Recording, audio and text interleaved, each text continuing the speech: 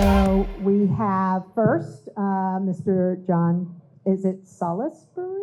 Salisbury, like the Salisbury? yeah. Like, okay, Salisbury. And actually, I've been to Salisbury, Maryland. Is that the same thing? Yeah.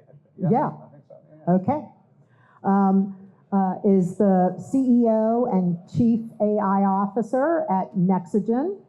And he's also the co-founder, which I think is very important. A leading technology provider in cloud, cybersecurity, and AI serving the mid-market and enterprise customers. He's also the co-founder of Enterprise Technology Association, which is building Midwest leadership in responsible AI, education, and distribution. And he's a board member of Cincinnati AI Catalyst, focused on advancing AI innovation and community impact, and the co-founder of NimbleSoft, a software engineering firm specializing in agile development and digital platforms. Next, we have Dr. Kelly Cohen, president of the North American Fuzzy Information Processing Society, also the Brian H. Rowe Endowed Chair in Aerospace Engineering, director of the AI Biolab, Digital Futures, University of Cincinnati. His main expertise lies in the area of artificial intelligence, intelligence systems, UAVs, and optimization. He also has utilized generic fuzzy logic machine learning algorithms for controlled decision-making applications in the area of autonomous collaborating robotics. Sorry, that's a lot. And as well as predictive modeling for personalized medical treatment in neurological disorders.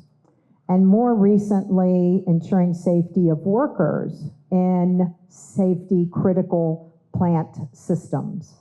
During the past 10 years, and I think this deserves a round of applause, he has secured grants from NSF, NIH, USAF, DHS, DOT, Offren, and NASA to develop algorithms for UAV applications.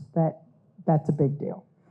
And then sorry, but last but not least is Dr. Omar Emam, who is an AI researcher in the University of Louisville. And also, I believe recently you worked, was it at Scripps or no?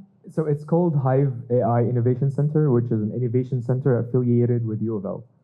Oh, very cool. Okay, keep going, finish it. Yeah, so I'm an MD. So just a quick, is there anybody else in the room who works in healthcare or is related to physicians or that other planet? Okay, so I'm not alone then today. So I'm an MD and I graduated in 2020 and I'm working on getting my license here in the US. So I've been doing research for the past 4 years now. I'm interested in surgery, and then later on I shifted to more focus on AI applications in medicine. And I'm here today representing my amazing team at Hive, which is, like I said, affiliated with the University of Louisville. So I guess we'll get to talk about that in a minute. Perfect. Okay, so what I thought we'd do is each of our panelists is going to give some opening remarks, how they're coming at the AI research and startup community. And then we'll go into a few questions, but please, again, we'll keep it interactive. If you have questions along the way, just raise your hand. So, John, if you want to start out with just your opening remarks. So I'm lucky to be where I'm at, which is ahead of, we have 9 active organizations and around 240 humans. At 46 years old, I woke up with a lot of understanding of ML and deep learning, and I come to find this application that could talk back to me like a human in 2022, November, and realized that AI had made a jump from where it was. And when it did, there wasn't a lot of understanding about how transformers or the entire process worked. So that began my exploration of this new technology. And I knew that I had 240 humans that I needed to protect and then also to help them thrive. So we created an AI research center and partnered with universities, and I now take classes under Dr. Kelly Cohen to understand how genetic algorithms work and causal models work and neural nets work. And then from there, artificial intelligence is a technology that will affect all of my companies. So that's where I set myself as the Chief AI Officer and set the direction, and we've been running trainings every week for about 3 years. Very cool. Thank you. Dr. Cohen. Hello, everyone. I've been developing and testing trustworthy, transparent AI systems since 1994. We called it different things during different, every 5 years we came up with a different set of keywords to describe what we're doing. What sets the work we do apart from a lot of what one sees in the mainstream AI is having to work on safety critical systems. That includes health. I did my sabbatical in the College of Medicine, Department of Psychiatry, way back in 2014, and I have several projects in the area, but my primary work is in aerospace. We share something in common. You want to make sure that the airplane you take that uses AI reaches its destination with your family. You want to make sure that the cars you drive with self-driving AI does not hurt people, including the passengers. You want to make sure that the diagnostics you do, the decisions you make in healthcare, every time you have lots of information, you process that. So how do you guarantee that, right? How do you validate that? How do you test that? How do you verify? So we work both in developing such systems and testing it. And the work that I did and the 7 years back-to-back winning Best PhD Thesis Award for my students in North America got me to be, hey, would you like to come and be our president of the Society for Fuzzy Thinking? Now I know that fuzzy thinking does bring on some laughter, right? And so when I tell people that's my expertise, I've been thinking fuzzily since 1994. But basically what that does is that the funny thing is that we're very transparent.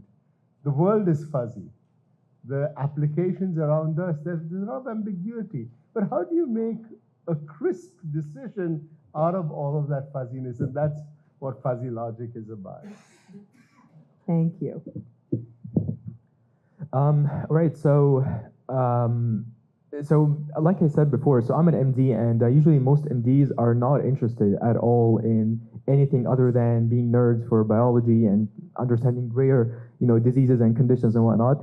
But I was not that person. I was always interested in there's something else behind, medical school. And so that, piqued my interest in research. And this is why I, started pursuing this area. So just like, any other application of AI, like our dear, speakers were talking about yesterday, healthcare is just another application of this amazing tool, right? That where we're trying to solve a problem or optimize the diagnostic or do something like that. So for the past 2 years, I've been working closely with my mentor on a bunch of different projects that had to do with applying different, AI methodologies, or even simple, it's not even AI, it's just simple, logical, or whether statistical or not, methodologies to solve real-world healthcare problems. And I feel like a lot of these problems, sometimes they're just so simple, or that you basically don't need a very complex system to solve them, and vice versa. It could be a very complex problem that a very simple problem would just solve them. So one of the things that I noticed over the past 2 years were three things. Where one, there's a huge communication gap between physicians and engineers, right? They don't know how to talk to each other.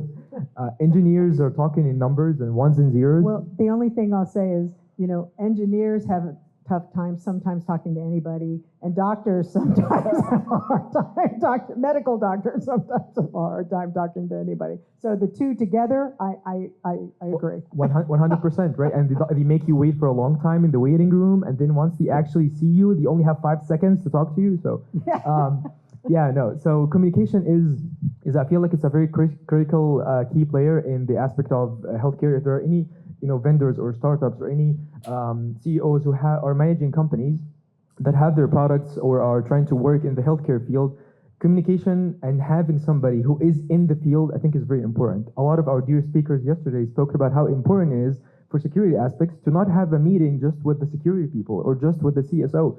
To have the CSO present, have sales present, have a lot of people from different areas in the enterprise present to pitch in from their point of view what's happening, so that everybody can have a holistic picture about the whole thing. I believe it's the same thing. So that's one big problem. The other thing is basically, I would say, the ethical or the moral aspect of it, which is sparking a lot of discussions, right? So maybe I hope we can shed a little bit of light on these things today. Absolutely. So my AI journey started in graduate school. Believe it or not, in the 80s, I took an AI course. And because as an intelligence professional, we focused on the what ifs. If this and this and this, then what is the probability, right? And so that's when I got the bug. And then when we established the Emerging Technology Center at Carnegie Mellon, it became soon evident that it needed to evolve into the AI center or division. So, okay, John, what is explainable AI? So my journey in AI was back in 2003 as well, building my first neural net, and then obviously a fan of the singularity is near and looking at the computational growth that's happened. But the explainable AI is sort of like, you explain it the same way the world works. If you're at a pool table and you have a ball and you shoot it towards a group of balls that are set, you have an action that's occurring, and then from there you have a disbursement of that energy. So there's a physical, tangible interaction that you can explain. I hit the ball this way with this trajectory, with this force, it had this much weight. It hit these other objects that had other characteristics, and then from there, as I understand that deeper, I can understand the physics between that. Typically, AI today is what they call a black box, which means you can't look inside of it. So if it makes a mistake, you can't open up the neural net and look at the neurons inside of the neural net. So you have to do tests from the outside to see if you can elicit the same response. With explainable AI, you can open the brain up and adjust the neurons. So for instance, with a deep learning system that's built up into a ChatGPT type system, you have what's called hallucinations, which are where it can make up body parts in brains. In a recent study from Google DeepMind, a neurologist found in one of their papers that they released a paper that's published in Nature, and they're bragging about their capability as a medical physician replacement or virtual medical system replacement. In doing so, a neurologist looks at the data and is like, that body part doesn't exist. Well, it turns out that Google then admits they made a mistake, but then didn't release it, didn't remove it from the research paper. This is very problematic. Genetic fuzzy algorithms or fuzzy AI or explainable AI models are when you can open up and actually see where that problem occurred, and you can adjust those neurons so it does not happen again. And that's very causal is how that works, which means there's causality between the two. Now, I just explained something about 1/100th as well as the guy to my right. So I'll be graded on this later, I'm sure. But that's my take on it. And it's an important part of the process, because ultimately we get to where a human lives, and all these calculations can take place like an advanced macro. Once it gets to a human place, and then it becomes interpretable. So an explainable AI system, you can almost just say interpretable, because if you have a single thing, it usually has multiple meanings depending on who you're talking to. So if you're talking to a model engineer, you need to develop a screen that shows that information in a communication pathway that makes sense to that model engineer. The same thing for a domain expert, which would be someone that's specified in the field that the tool is working on. The same thing for the CFO, which is going to look like numbers in Excel and profit loss statements. The same thing for the end user who's trying to actually use the tool for the application to get something done. That's where you get explainability then in a viewpoint which becomes interpretable. So Okay. Kelly, again, could answer this 100 times better. Okay. Well, Kelly, you can absolutely chime in on that, or you can tell us about trusted AI research in academia. John is very modest. His explanations have a better reach to people than mine do. So please, John, you're awesome. On the area of trustworthiness, I would like to give you 2 examples of what we're doing. So there's a company called Thales. How many of you here have heard of Thales? Not too many, right? Anyway, you all have all taken aircraft to go from here to there, flying, right? So 2 out of every 3 aircraft that take off and land in the world use a Thales system in Thales avionics. Okay? Now you can understand aircraft avionics, landing, taking off, those are about the most critical parts and aspects of a flight profile. So when Thales Avionics says, I want to go into AI, see what's happening, they're headquartered in Paris, France. Okay? So they were looking out for who can help us with AI. And they looked around first in France, then to their neighbors in the EU. Then they even crossed the English Channel, looked around in England, and they came to the US and fished around. There are biggies in the East Coast, West Coast. And in the end, they came to the flyover region here, Midwest. And they bought over my student's company for $30 million. And who took his PhD thesis, basically, under 30 and did well with it. They created a product called True AI, transparent, understandable, and ethical. That was done in 2018. 7 years down the line, Thales Cincinnati, this is the first footprint they have in this area, this region.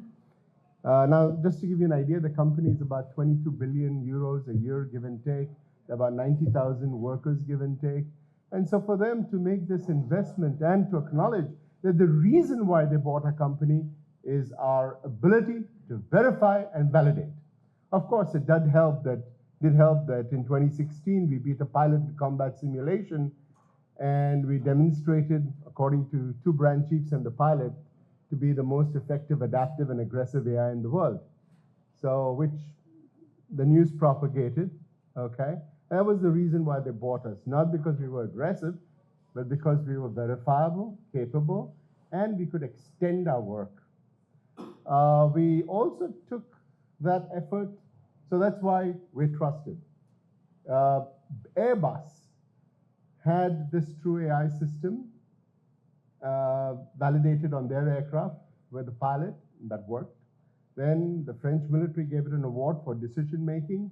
The US Army used it for helicopter task planning. So we know it's safe, it works. And so Thales decided to multiply the Cincinnati team by 3. And the Cincinnati team is about 100% my graduate students, to give you an idea. And they decided to multiply that by 3. So I've increased my graduate team, and they have also rented space a floor above me in the digital future. That's called success. So just to give you an idea of why are we trustworthy and what we have that very few groups have in the world. Now I can get into a more technical discussion. Don't you dare. That was the answer why I'm not doing that. Into why we're verifiable. No, what I'll say is anyone who wants to have the technical discussion, please come up and talk to Dr. Cohen afterwards. Yeah, send me an email. Key thing real quick is that they were the first AI group to beat a human in combat simulation. Wow. Which is a pretty prestigious thing to be able to do. That's a little scary, yeah. Yeah. The other thing is that we found out because we can validate and guarantee performance for safety critical systems, we moved over to medical.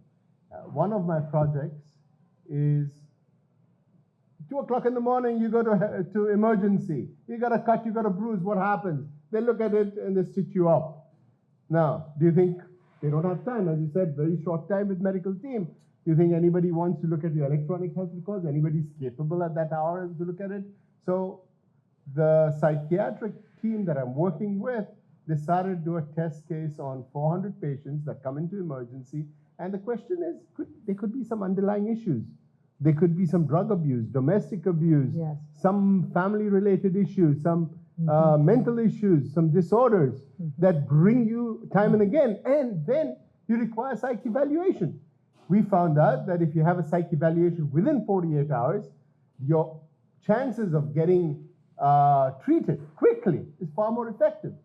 And so we ran an AI mining electronic health records correlating that with the symptoms which you come into emergency, and then we could decide. Now, how could you trust such a system? They gave this database to 5 independent psychiatrists. And of course, they don't all agree with one another, but we were told that if our AI has consensus with 4 of the 5, we should be good enough. So they treated our AI as a young psychiatrist who just enters. Now, what we do is 2 things. One is we have to explain which information in your electronic health records correlated with the symptoms to reach the outcome, which is a classification problem. Psych-eval, yes. Psych-eval, no. We were about 85% successful because we had a small database. The UC Health that opened up the database to us got excited and said, okay, now we're giving you a database of 250,000 patients. Go work. But as opposed to the first 400 or so patients, this is not annotated. So we've got other techniques, and I've got my collaborators in Ghent University, Belgium, in Osaka, University in Japan, who just, as of last week, hired one of my PhD students to work on this. And the idea is, how do we establish trust? What is trust? How do you create that as human-like? So in our case, if you can, supposing there's an individual who behaves in this manner, a young psychiatrist, would you trust it if it can give you reasons? You ask the guy, hey, tell me what happened. You'd get this if-then reasoning. Yes. If this Yes.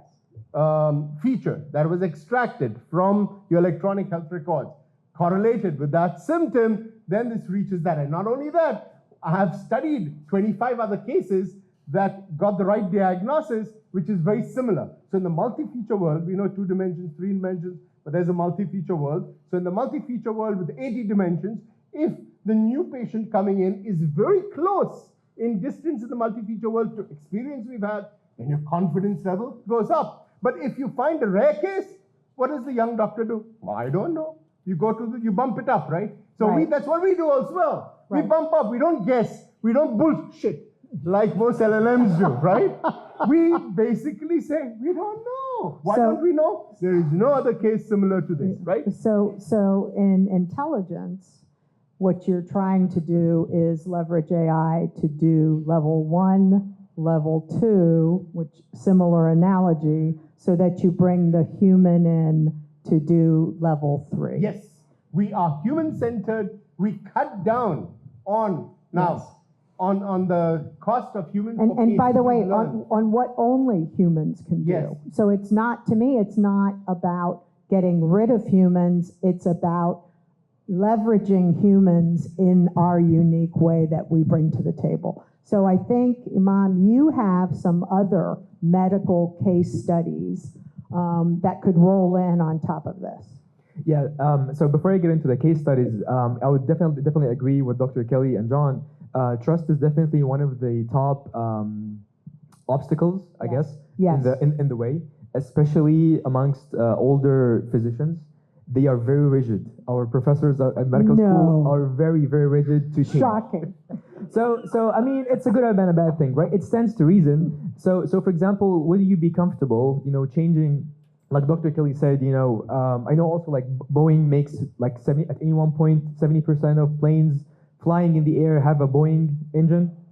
I think the statistic is around that. We'll just say yes. We'll just say yes. So basically, would you be comfortable flying with a newly fresh out of the oven engine that was just created by a new startup? Of course not. You would like years and years of testing and training. And so doctors have this habit of, you know what, we're not prescribing this medication or giving this diagnosis unless we've tested it a million times before, right? And we know the ins and outs and ups and downs of it, right? So it stands, their concern stands to reason. But trust is definitely a very interesting thing because we have a few things here. We have trust between the physician and AI, right, which is lacking, but it's been increasing.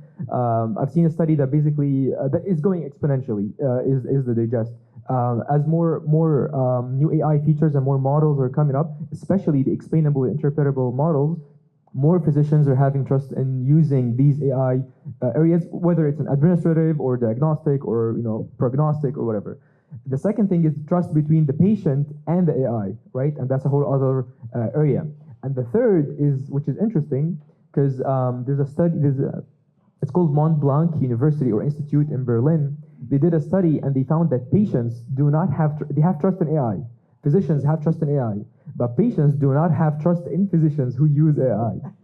They would rather have the physician work with his mind, not using AI, especially not with the newer generations, using ChatGPT at school and whatnot.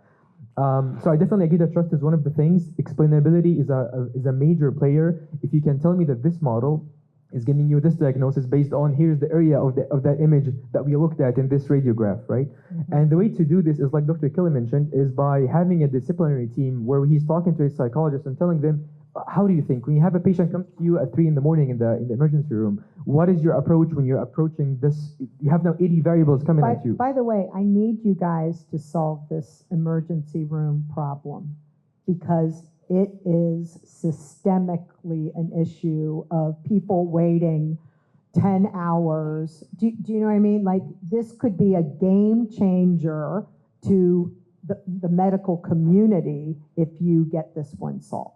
So work on it. Oh, definitely one of the top expenses for every hospital is basically ER readmissions.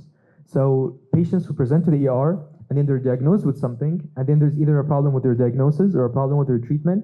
They get discharged home. After a couple of days, they coming back to the emergency room in a much worse condition. And then who has to spend money on that, yes. Right? So all of us. Exactly, it's all of us at the end. But it's one of the big problems that are facing doctors, right, and the CEOs and healthcare administrators and whatnot. One of the interesting things that I noticed about the change of AI is that obviously when all of us are young in medical school, the cool thing.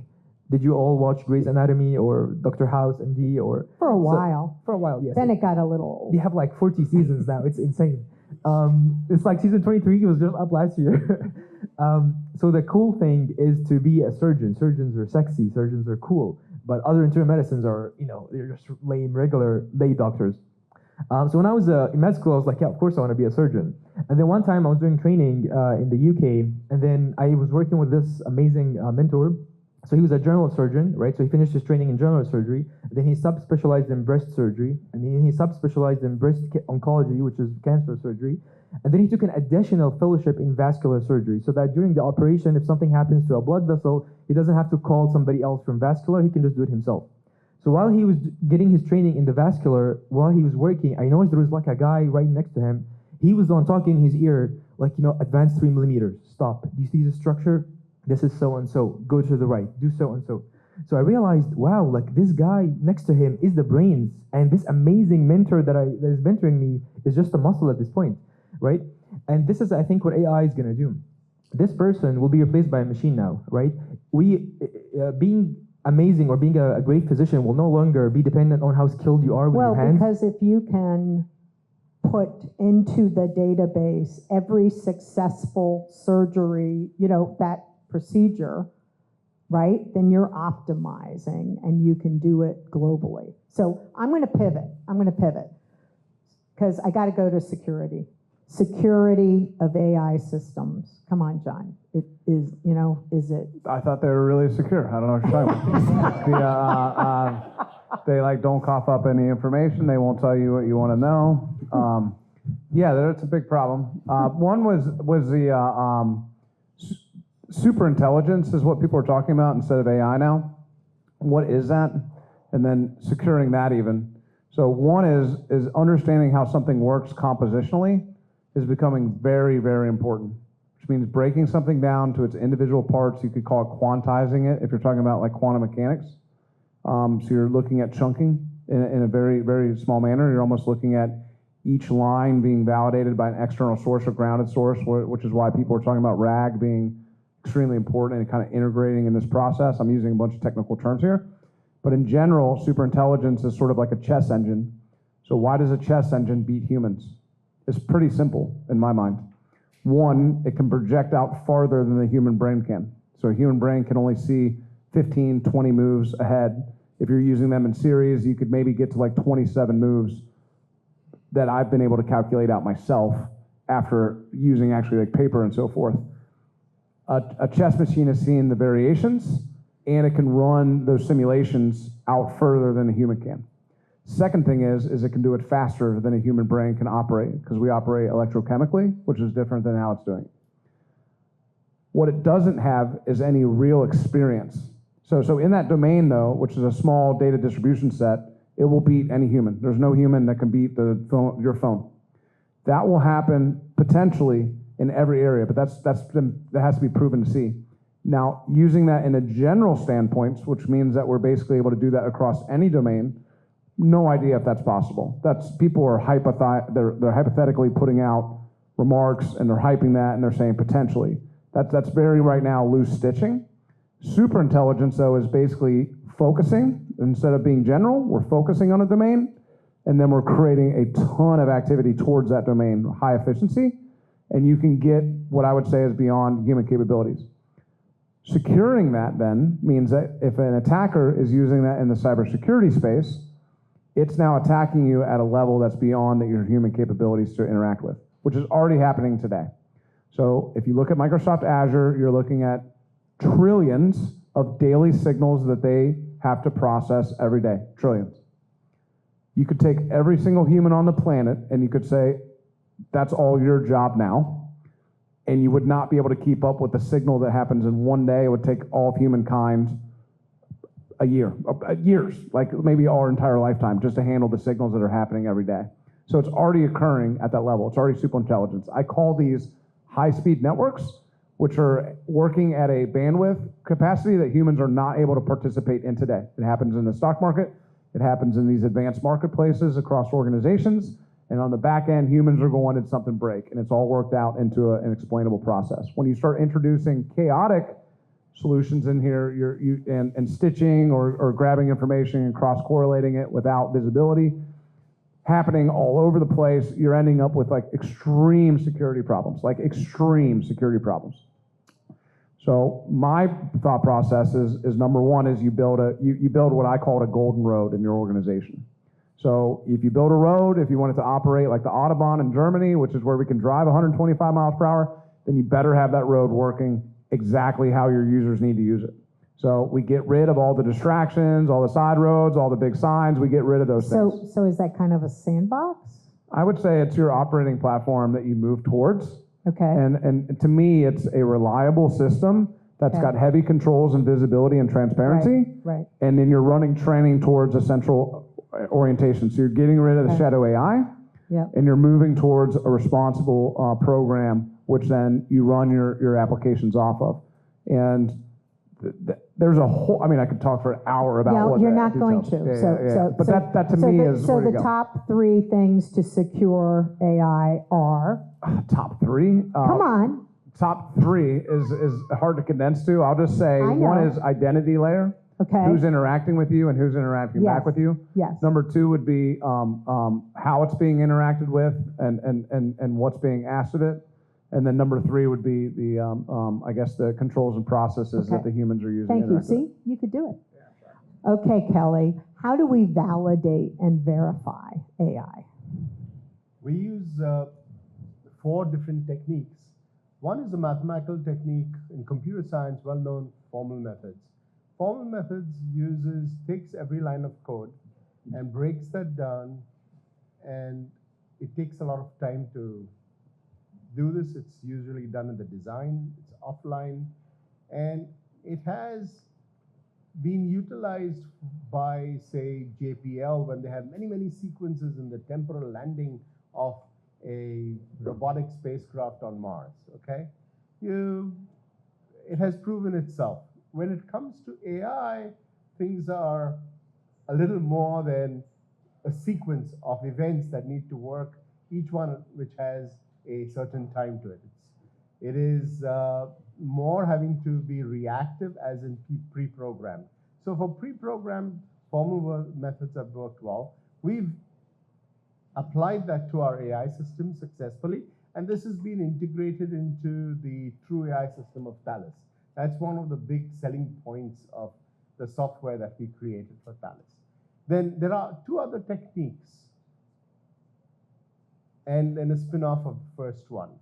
One is a technique called stochastic robustness analysis, where we inject certain statistical perturbations into our nominal system, and we conduct a sensitivity study.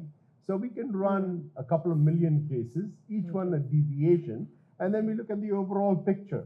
We say, okay, there's a degradation, there is some environmental condition that came up, there is some winds that, or gusts that were not called for, icing on the wings of an aircraft that changed its aerodynamics.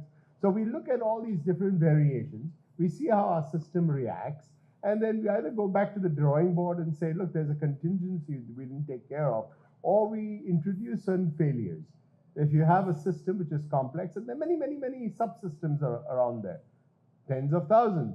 And so we look at some permutation and combinations of failures that can interact with one another that can result in a catastrophe. And then we ask ourselves questions looking at the results of the sensitivity study. Is it safe? What do I do in order to ensure that we could still operate? And in some conditions, we go back to imposing limitations on our environment. So if the winds exceed a certain amount, hurricanes don't fly there. It's going to be dangerous, right? Now, this study allows us to do that. That's called stochastic robustness. And the third one is called runtime assurance. So runtime assurance, nothing we thought of in design, but in real time, SHIT can happen. And as a result of that, you need to, well, do something. So there we emulate nature. You know that turtle that moves as fast as a turtle can from one place to the other. And what happens when this turtle sees danger? It gets into a shell, right? So at that point, the turtle forgets performance. It's all about safety. So what it has is got two modes running, performance and safety at the same time. And then it makes the transition. And that transition could be a hybrid, and it could get optimal. So we've applied that as well. We call that runtime assurance in how we encounter problems we never thought of, and we make that work. And we've been very successful doing that. And the fourth is a reachability analysis, which takes the formal methods and tries to adapt that on the fly. So if I'm a system and all of a sudden there's a problem, I am incapacitated in a certain area that could be for a human being, right? You got hurt here, there's some change. During surgery, accidentally you hit another vessel, right? And you've got to correct your action. So in real time, we want to understand what exactly is happening. Once we understand what exactly is happening, what are the decisions that need to be made, then we go to a very quick verification process to test that in real time, and then we can take action. Very good for spacecraft operating for 3 years in outer space when things happen and we want to change. Now, Air Force and DoD follows one of these three, and each one it's like, you know, going to this temple of verification or that temple. Each one is, you know, like a very religion it becomes, right? What we do, we embrace all religions. We have, and we follow all of them because we know that there are relative advantages to each system. And so we are very unique in that stage of having to look at. So you've never thought of optimizing across the three systems, not necessarily in working with them, it's not but optimizing just as in choosing, but we follow each one individually because each one individually gets us benefits, and together they form something so solid that you can say, okay, if the system goes through all of our 4 regular tests, then you should feel very good about it. Okay. And by the way, I'm sorry for botching your name, Omar, previously. Ethical consideration. So I remember at Carnegie Mellon, because we would always bring in multidisciplinary teams when we were working an AI research problem.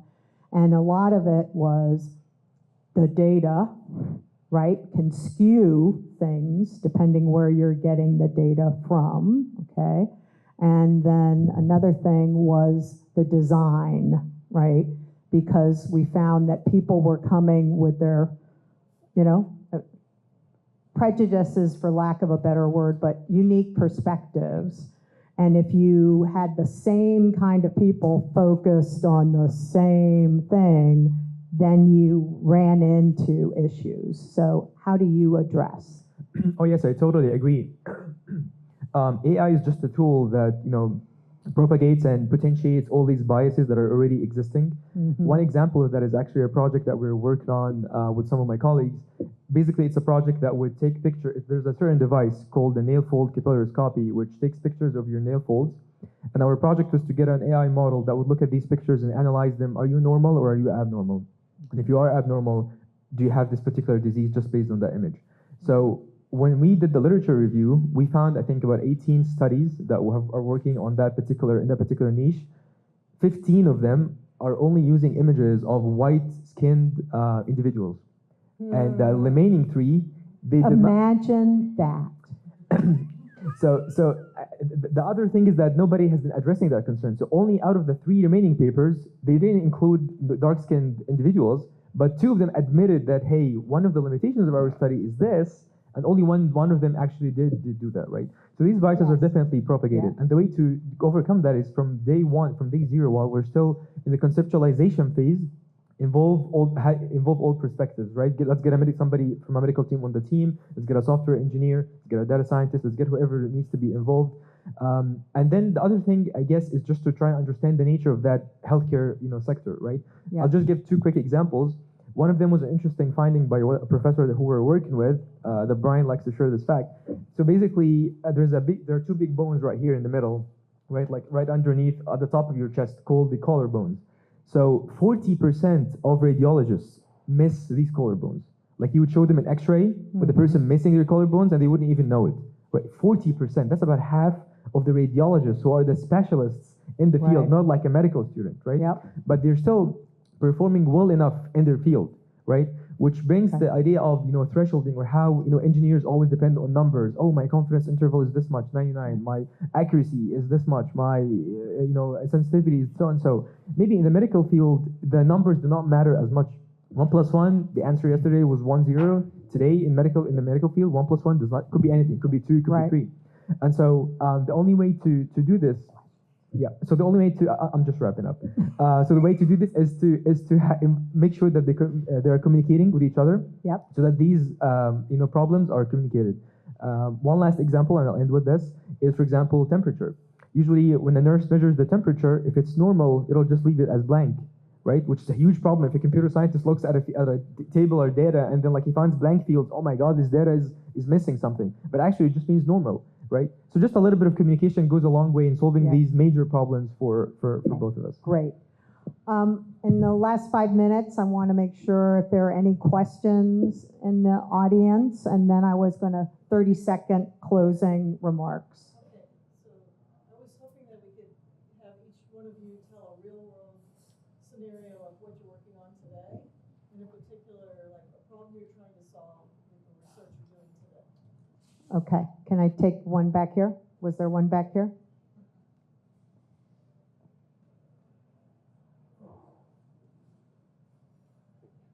Yes, my question is, if there is a mistake in the AI system, are you able to reproduce the mistake again in the OpenAI?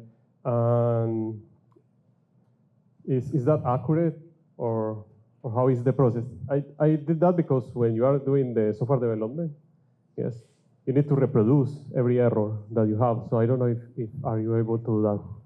Currently for Dr. Kelly. One, it depends on which AI system you're using, so what algorithms. So in neural nets, you have floating point calculations and probability, so it doesn't really reproduce the same answer every time, unless you can get it into like a binary state where you're getting a gradient optimization where it's coming to a sum that's always the same, which it depends on the data distribution size and the activation patterns. So that's a very complex answer back to you, but you could make other systems that are very repeatable or deterministic where you'd always get the same answer. But what is a mistake, for instance, is another question you could ask that.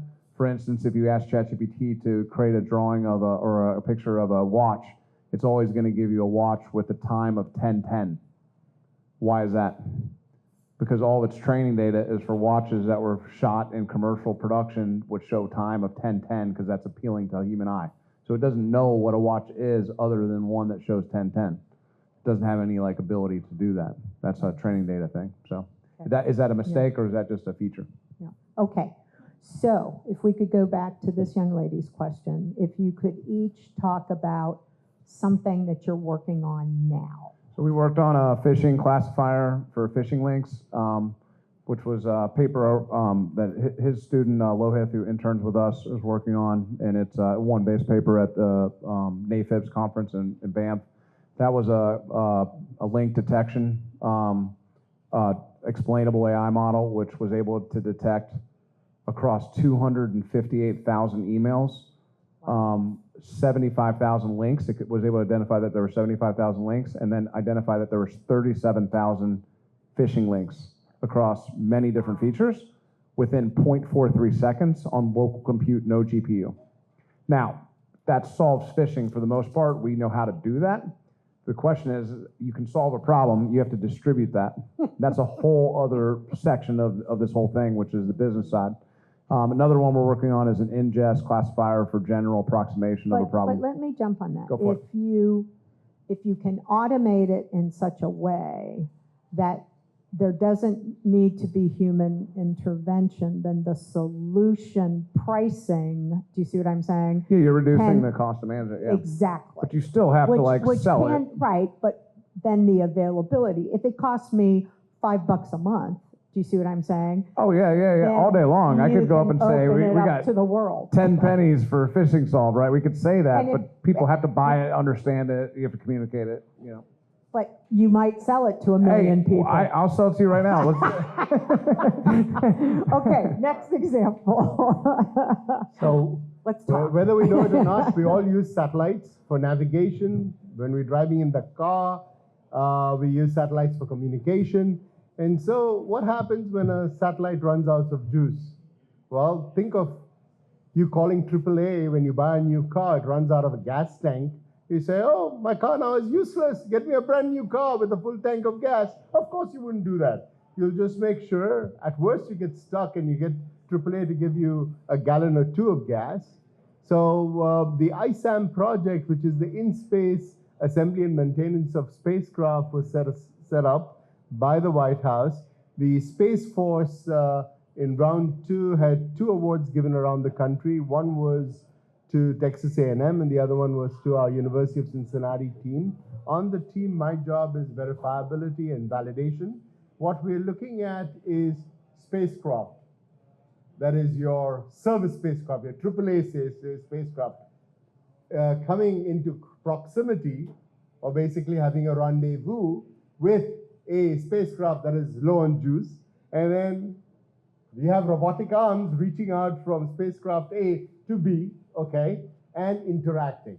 So we have this, it's a 5-year program, $11.5 million. We have to do both theory, simulations, and experiments in the ground. And we've been very successful in demonstrating trustworthiness. We ran over 1 million deviations from the nominal situation, and we found out that our AI was 100% safe, whereas a conventional state-of-the-art controller that Space Force uses is safe only 94% of the time. By the way, that is our added value. That is huge, and with the personnel shortages that we have, has a big impact. Okay, Omar, what are you working on? So one project we're working on right now has to do with predicting the incidence of dementia before it happens. The way people do that nowadays. Can I volunteer? Well, hopefully not. You're one of our normal control group. So the way people do that nowadays is usually by looking at the brain itself. So we're not looking at the brain, and they usually throw everything else out. We take whatever people threw out, that's what we're looking at the moment, and we're not looking at the brain. So we're using variable different methods. There's machine learning methods versus some traditional first principle approaches. And then later we're trying to augment that with audio. So again, detecting dementia based on your audio, right? You have thousands of your audio recordings, and hopefully you'll be able to find some clues on to enhance the performance of our model, and then with some patient data as well. That's one of the very cool projects that we're working on. Very cool. That was a great question. Is there another question?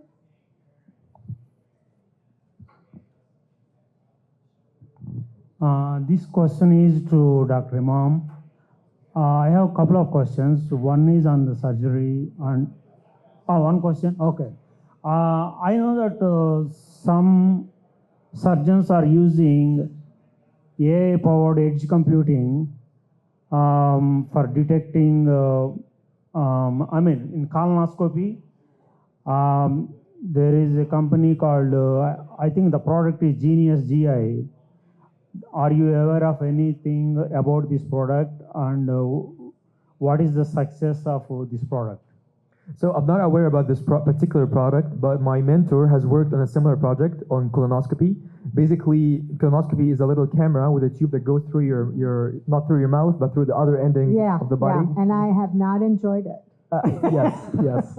But basically, it gives you an insight, a visual of what's happening inside. So when they see a polyp that's not looking good, the surgeon will try to take it out, right?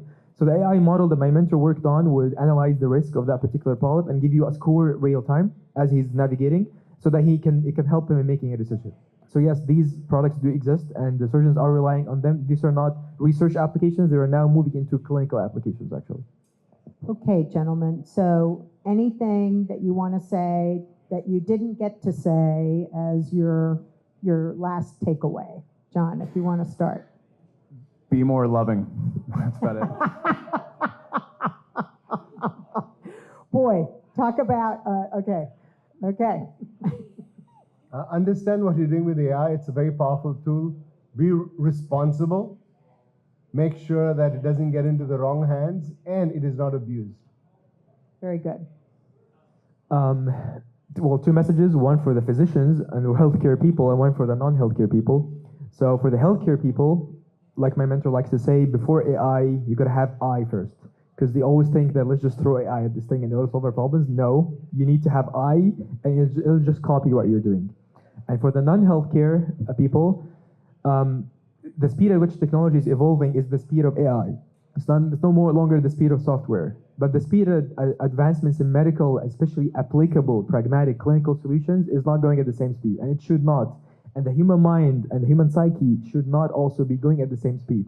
This is why we're running into all these mental health issues that we talked about yesterday and whatnot. And that's okay. And people should know that it is okay to be left behind in some of these aspects, whether in clinical applications or mentally, or just even keeping up with what's the latest in AI today. So it's okay to go at your own human speed that we were created with, not with the AI speed.